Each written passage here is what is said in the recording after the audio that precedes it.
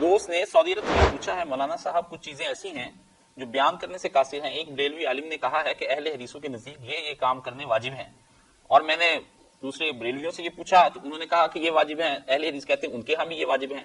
فقہ میں وہ چیزیں پائی بھی جاتی ہیں, چیزیں بڑی فحش قسم کی ہیں, آپ نے پڑھی بھی ہوں گی, آخر آپ فقہ کے بھی ماہر ہیں, تو برائے مہربانی مجھے بتا دیں ان کے بارے میں.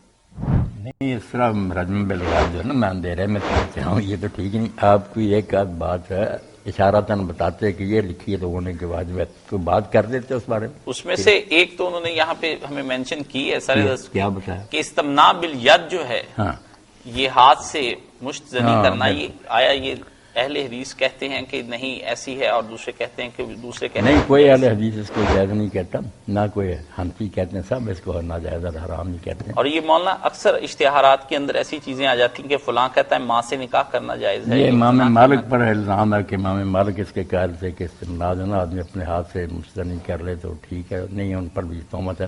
ان کے بھی سارے ماننے والے کہتے ہیں کب ہمارے امام نے کہا, بالکل غلط. اسی طرح کئی لوگ کہہ دیتے ہیں کہ جو بیوی ہے نا اس کے ساتھ پخانے کی جگہ دخول جائز ہے, یہ بھی کہہ دیتے ہیں کہ امام مالک کا اور شیعوں کا مذہب.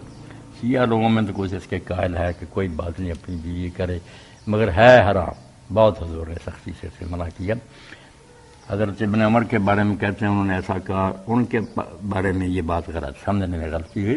جو بخاری وغیرہ میں نا کہ ابن عمر قائل تھے, وہ ہے کہ آدمی کرے اگلے حصے میں جہاں کھیتی پیدا ہوتی ہے پیشاب والی جگہ, مگر آئے پچھلی طرف سے, بجائے سیدھی طرف سے لٹا کر کرنے کے وہ اس کو ذرا کوڑا کر کے پچھلی طرف سے کوشش کرے, مگر دخول قبل میں اگلے.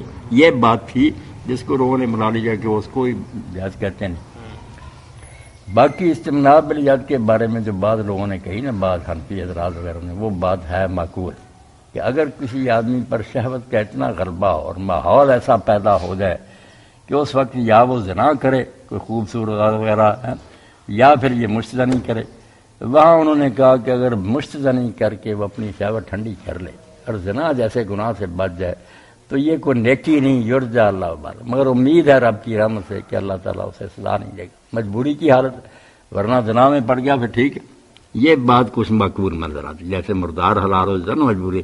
اگر ایسا ہی وقت آ گیا کہ یا وہ بدی کرے یا یہ کام کر لے, باقی حلال نہیں, کوئی نیک کام نہیں.